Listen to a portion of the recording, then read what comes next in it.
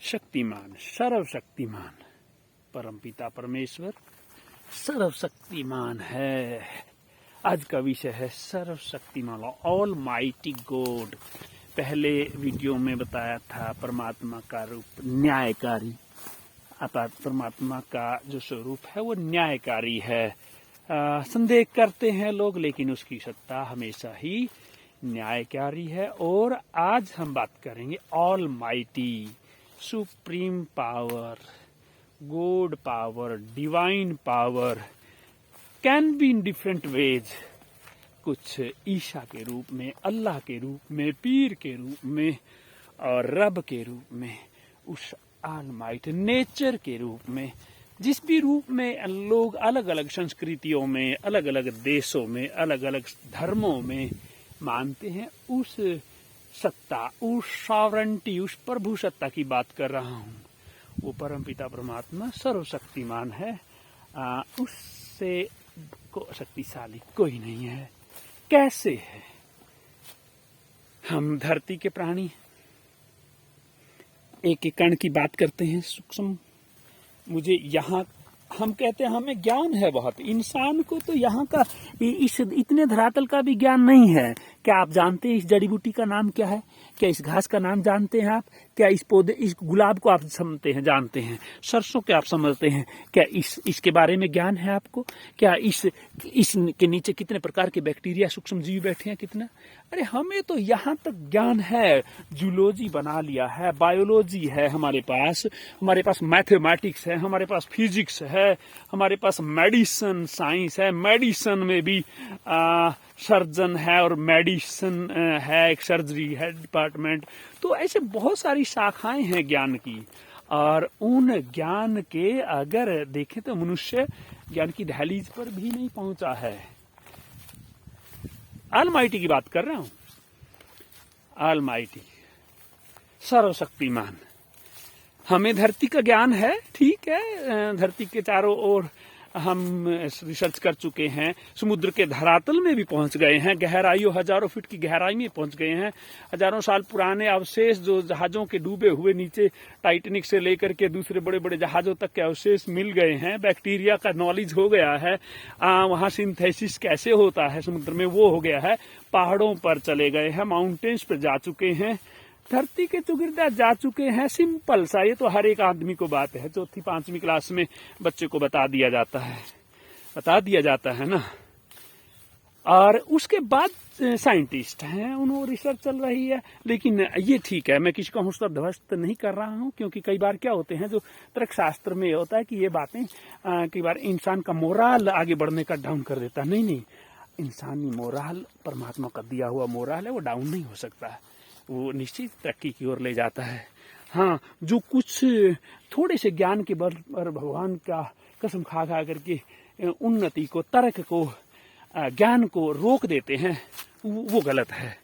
But I am talking about almighty, जो सभी धर्मों से सर्वश्रेष्ठ है, सबसे ऊपरी स्थान है उसका। हम धरती का ज्ञान रखते हैं, फिजिक्स का ज्ञान रखते हैं, साइंस नॉलेज, मैथमेटिक्स का ज्ञान है, रिसर्च है, बॉडीज का इनर सेल्स है। बॉडीज का भी हमने बॉडी सेल्स डिवीजन और सेल्स तक की तो खैर पहुंच गए हैं, गॉड पार्टिकल तक भी पहुंच गए होंगे, है ना। गॉड पार्टिकल जिसकी स्टडी पूरा दुनिया लगी हुई है, उस गॉड पार्टिकल तक चले गए, ठीक है।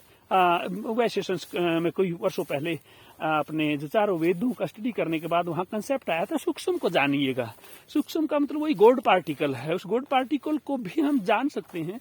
लेकिन उसके बावजूद फिर ब्रह्मांड के रहस्यों के बारे में बड़े बड़े साइंटिस्ट ने कहा है, ये अपनी पृथ्वी जैसी तो एक अण मात्र है, एक सरसों का, जो सरसों है ना, ये इसका जो कण है, इस सरसों का एक कण के मात्र है हमारी पृथ्वी। तो इस ब्रह्मांड में, इस यूनिवर्स में, इस आकाश गंगा में, इसको हम आकाश गंगा कहते हैं।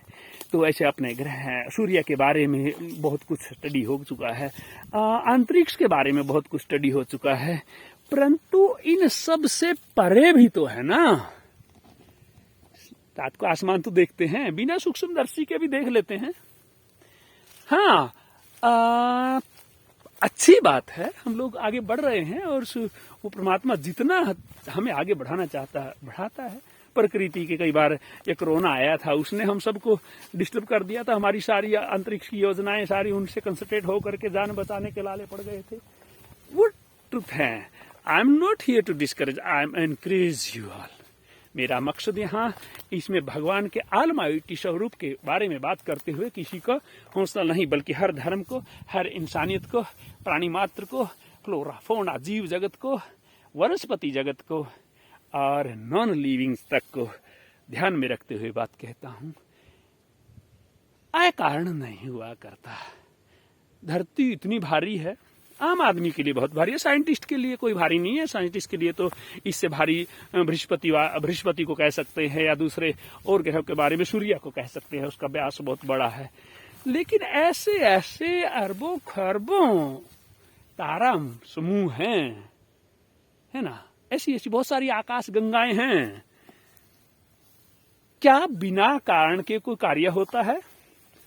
बिना कारण के खुद साइंटिस्ट कहते हैं। जैसे हमारे कहते हैं चलो गुरुत्वाकर्षण, सूर्य का गुरुत्वाकर्षण ऐसा है जिसकी वजह से हम एक निश्चित गति अवस्था में घूम रहे हैं और वो पूरी स्पीड है, गाड़ी में झटके भी नहीं लग रहे हैं। कभी कभी भूकंप आ जाता है, लग जाते हैं झटके, ऐसी बात नहीं है। जहाज में भी झटके लगते हैं, आसमान में उड़ते हैं कई बार एयर बबल्स के दौरान। हम पहले कहते थे इसमें तो कुछ पता नहीं लगता, लोग कह देते थे। जो बोगी होती है ना गांव में, झोटा बुगी बैठते हैं ना, पहले गमी में बैरंग नहीं होते थे, और वो क्या होता था शॉकर्स तो होते ही नहीं थे, अब भी नहीं है, तो बड़े गड्ढे लगते थे, उसमें बच्चे उछलते थे, मजा भी आता था। तो ऐसा आसमान में भी कई बार उछाल आते रहते हैं एयर बबल्स की वजह से, जैसे एयर हवाई जहाज में फील होता है। और ये ब्रह्मांड कारण नहीं, सब चीजों का साइंस ही कहती है everything after everything there is reason behind everything. किसी भी घटना के पीछे कोई ना कोई कारण होता है। तो इस ब्रह्मांड का जो सूर्य के आकर्षण या गुरुत्वाकर्षण के कारण जो उसके चारों तरफ चक्कर लगा रहे हैं, पृथ्वी के गुरुत्वाकर्षण के कारण हम पृथ्वी पर टिके हुए हैं, आसमान में नहीं उड़ रहे हैं। अंतरिक्ष में ऐसी जगह है जहां गुरुत्वाकर्षण नहीं है, वहां न्यूट्रल हो जाते हैं, शून्य हो जाते हैं, आदमी पानी में तैरने की तरह से भार विहीन हो जाता है।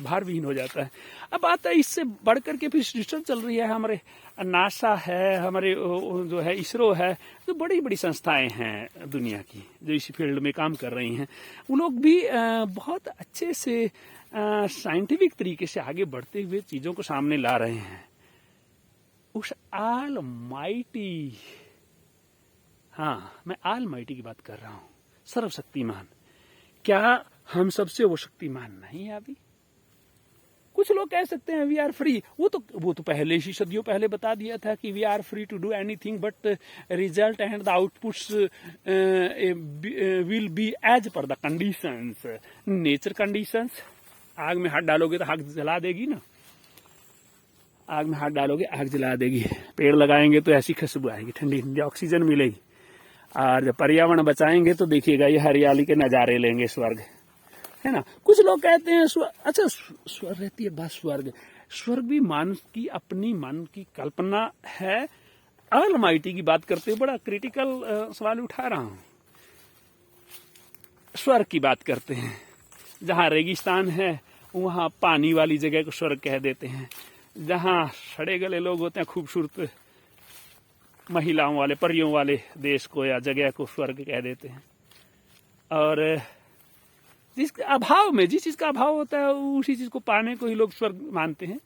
प्यासे को पानी अच्छा लगता है, भूखे को खाना अच्छा लगता है, लेकिन सब चीजों के बाद जब होता है तो फिर हम ब्रह्मांड में आगे यूनिवर्स में बढ़ते हैं, जा रहे हैं ना। यूनिवर्स में बहुत सारे मिशन भेज रहे हैं, बहुत सारे जा चुके हैं, चांद पर जा चुके हैं। मंगल यान की बात चली थी, चर्चा, सरकारें उस पर पूरा पब्लिक पर राज करने के लिए वो सत्ता सदियों से चली आ रही, कबीला प्रथा से लेकर के एक पब्लिक पर जबरदस्त प्रभाव डालना। और यही चाहे किसी भी देश का है, मैं उस देश का नाम नहीं, तो सार्वभौमिकता है, क्योंकि इंडिविजुअलिटी तो थोड़ा सा कई बार किसी भाई बहन को या किसी विद्वान को अच्छा नहीं लगेगा। तो हम टॉकिंग अबाउट ऑलमाइटी, इस इतने बड़े बड़े सूर्य, इतने बड़े ग्रह नक्षत्र, वो सारे सिस्टेमेटिकली चल रहे हैं, टकरा भी रहे हैं। कुछ लोग कहते हैं कि आपसे उल्का पिंड वगैरह उड़ती है, टकरा जाती है, बड़ा धमाका होता है। तो उन सबको चलायमान कौन है? इसरो है, नासा है, साइंस है, कौन है? वो ऑलमाइटी है। जहां इंसानी सोच बंद हो जाती है, वहां से गॉडली एनर्जी शुरू हो जाती है, सत्ता शुरू हो जाती है। और उस गॉड ने भी हमें लिमिट दिया है। हम लोग बहुत खुश होते हैं युवावस्था में, हमें पूरा भगवान अंधा कर देता है, हम कहते हैं ये कर दूंगा वो कर दूंगा, अधेड़ आयु में फिर ये कहता है, फिर एक स्टेज ऐसी आती है वो अपने घर वालों पर ही नहीं कंट्रोल रख पाता है, वो बेचारा अनवांटेड अतिथि सा हो जाता है, बीमारियों से घिरा हुआ बुढ़ापा आ जाता है। तो वो सब चीजों के बावजूद वो ऑलमाइटी है ना, जो देखो वो आसमान में, वो ऊपर, वो देखिएगा ये पूरा खाली पड़ा है सारा आसमान। ये देखिएगा पेड़ ऊपर की ओर बढ़ रहे हैं, अच्छे लग रहे हैं, लेकिन उस ब्रह्मांड में रात को देखेंगे तो सूक्ष्मदर्शी और बड़े बड़े दूरबीनों से तो बड़ा जबरदस्त नजारा आता है। उन सब का उत्पत्ति करता, उन सब पर नियंत्रण रखने वाला कौन है? गुरुत्वाकर्षण। फिर गुरुत्वाकर्षण बनाया किसने? किया गुरुत्वाकर्षण का उत्पन्न किसको किया? पृथ्वी को सूर्य ने पैदा किया, उसे विस्फोट हुआ, अलग से ठंडे होते गए, रासायनिक क्रियाएं होती रही, ठंडी होती गई, ऊपरी धरातल जो है कठोर होता गया, चट्टाने बनती गई, ज्वाला से चीजों के सम्मिश्रण से आग के गोले से ही अलग होते गए। अब सूर्य में वो सारी चीजें कहाँ से आती हैं? ग्रह नक्षत्र उल्का पिंड उनको आकर्षित करता है, उसमें समाहित हो जाते हैं। धरती, ऐसे अनेकों धरतियां समा जाती हैं। फिर इतने अरबों खरबों सालों से जब प्रोसेसिंग चल रही है, और एक दिन सभी धर्मों वाले कहते हैं डूम्स डे और क्यामत का दिन, हमारे मुस्लिम ब्रदरहुड में, हमारे जो मोहम्मदन वहाँ, या हमारे कुछ और धर्म में कहते हैं क्यामत का दिन आएगा। तो क्यामत का दिन साइंस भी कहते हैं सर्टेन है नहीं, क्रिएशन है। एक चीज जो है ना, जंगल जल जाता है ना, फिर से नए पौधे उगाते हैं। जब इतने भयंकर कंडीशंस में जीवन उत्पन्न हो गया, जिसको साइंस एक कोशिकीय से बहुकोशिकीय जीव मानती है, तब यहाँ से इतना आगे बढ़ते रहे तो एक ऐसा भी स्टेज होगा जब क्यामत का दिन आएगा, डूम्स डे आएगा, प्रलय काल जिसको कहते हैं, प्रलय काल आएगा। उसके बाद फिर से जीवन का निर्माण होगा। और जीवन का निर्माण क्यों? जीवन का निर्माण, जीवन फिर से एवोल्यूट होगा। निर्माण तो एक होता है, हमने एकदम से जादुई, हम कहते हैं ब्रह्मा जी ने जीवन को बनाया, विष्णु जी ने पालन किया, और प्रतीकात्मक है हमारे धर्म में, हिंदू धर्म में, सनातन में कहते हैं। और भगवान विष्णु शिव जो है उनका काल बनते हैं, उनको कर्मों के अनुसार गति करते हैं उनकी। तो जो बात आ रही है, इन सब से ऊपर, धर्मों से भी ऊपर, इंसानियत से भी ऊपर, पर्यावरण से ऊपर, पृथ्वी से ऊपर, ग्रह नक्षत्र से ऊपर, तारा मंडल से ऊपर, आकाश गंगाओं से ऊपर, उन सबको चलाएमान हम कहते हैं परग्रही। परग्रही भी जैसे हम ऐसे ऑटोमेटिक पैदा हो गए ना, ऐसे ही प्रग्रही भी पैदा हो गए होंगे। अरे ऐसे नहीं हुआ करता, बिना कारण थोड़ी ना। हम छोटी चीज के लिए तो रीजन दे रहे हैं। एक तरफ तो कहते हैं हर चीज के पीछे रीजन है, तो फिर उसके पीछे ऑटोमेटिक रीजन, ऑटोमेटिक भी तो कोई शब्द है। उन सब के पीछे ऑलमाइटी, वो सर्वशक्तिमान परमपिता परमेश्वर, जिसके लिए हम सब, जिसके नाम पर राजनीतियां हो रही हैं, जिसके नाम पर धर्म चले, जिसके नाम पर बिजनेस हो रहा है, जिसके नाम पर कुछ हो रहा है, तो उसको उसी रूप में स्वीकार करें। उस परमपिता परमात्मा को नमन करते हुए, और जो सदियों से हमारे पूर्वजों ने जैसे भी सोचा, बहुत बेहतर सोचा, चाहे हमारे सनातनी है, चाहे हमारे दूसरी सभ्यताओं के लोग हैं, वो सब ने बहुत उच्चतम सोचा। और बड़े बड़े साइंटिस्ट लोगों ने माना है कि yes, they have given us very great thing. और उस रब की ही तो माया है, सबकी तो माया। हम सब चीजें करते हैं, उसके बाद जो है ना, हम चीजों को अचीव कर लेते हैं, फिर उसका महत्व खो देते हैं। नहीं, हमें महत्व नहीं खोना है। उस ऑलमाइटी को नमन करते हुए आगे बढ़ना है, और बेहतर और बेहतर और बेहतर और बेहतर करना है। चाहे पर्यावरण का है, चाहे वन्य जीवन का है, चाहे हाँ ठीक है, इकोनॉमी चलती है, इकोनॉमी के साथ साथ जो है विचार पनपते हैं, विकसित होते हैं। सभी लोगों की विधान सोचने का तरीका है। मेडिटेशन है हमारे हिंदुस्तान में। मेडिटेशन के माध्यम से हमारे आदि योगी शिव भगवान शिव को मानते हैं, जिसने ब्रह्मांड के एक एक रहस्य को आज भी कल्पना नहीं कर सकते उस रूप में सोचा, उसको पाया। एक चीज तो निश्चित है कि जितने भी विचार, जितने भी कल्पनाएं, चाहे कंप्यूटर के गेम्स है, चाहे कंप्यूटर की अलौकिक शक्तियां हैं, चाहे उसमें बनावटी चीजें, आर्टिफिशियल इंटेलिजेंस है, एवरीथिंग इज ट्रू, वो सब सत्य है, उनको असत्य नहीं कह सकते। हाँ, सत्य की परिभाषा समाज के अनुसार, शास्त्रों के अनुसार जो सर्वहित में जाने वाले कार्यों को सत्य मानते हैं, लेकिन whatever is being thought, whatever being happened in the whole world is true, वो सब सत्य है। शांति सत्य है, युद्ध सत्य है, जीवन सत्य है, मृत्यु सत्य है। जब सत्य है तो फिर सत्य के साथ जिए और आनंद लें, उसको आगे बढ़ते रहें। उस परमात्मा से जो है बहस, ठीक है, वैचारिक बहस होती है, वो इसलिए होती है तो कहीं ना कहीं लोग कभी एक ही दिशा में भेड़ चाल ना हो जाएं ना। साइंस का स्टडी भी बहुत जरूरी है। जब स्टडी किया है तभी तो अब तक इतने यहाँ तक पहुंचे हैं।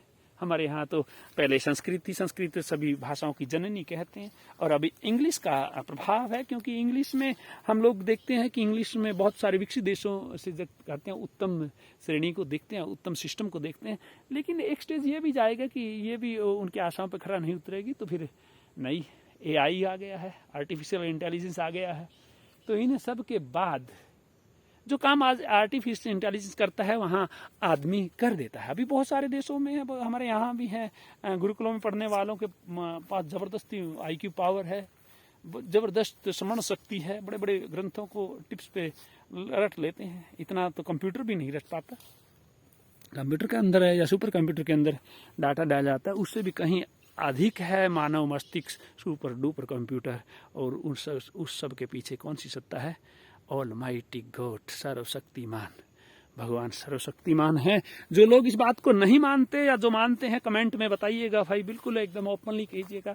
यूट्यूब पे एक मंच है, यूट्यूब के इस कम्युनिटी गाइडलाइंस की इज्जत करते हुए, रिस्पेक्ट करते हुए, समाज के हर मातृशक्ति का, हर धर्म, हर भाई बहन का इज्जत करते हुए, हर देश, हर कंट्री, हर राजनीतिक व्यवस्था जितने भी उन सब की सम्मान करते हुए अपने खुल करके विचार दीजिएगा। और फिर से मेरी बात पर कोई सहमत है तो सहमति दिखाएगा, नहीं है तो नहीं दिखाएगा, और उसको दूर कमेंट करके जरूर अपने व्यू दीजिएगा। आज के लिए इतना ही। सबके लिए फिर वही बात जो हमारे यहाँ थोड़े से एरिया में जो कहता हूँ, जो लोग देखते हैं, मेरे व्यूअर्स हैं, चाहे वो इंडोनेशिया के, नेपाल के हैं, हिंदुस्तान के हैं, अन्य देश के हैं, स्विट्जरलैंड, कनाडा के हैं, उन सभी व्यूअर्स को मैं सभी को गुड इवनिंग, वालेकुम सलाम, सत श्री अकाल, जय हिंद। और श्याम प्रेमियों को जय श्री श्याम, हारे के सहारे की जय, श्याम प्यारे की जय, गीता के निर्माण करता भगवान कृष्ण की जय। और उसके साथ होली की सबको बहुत बहुत बधाइयाँ। होली का रंग, होली का त्योहार आपके जीवन में रंगों से भर जाए, रंगों, खुशियों के प्रतीक रंगों से जीवन भर जाए, अर्थात जीवन खुशियों से भर जाए। जय हिंद।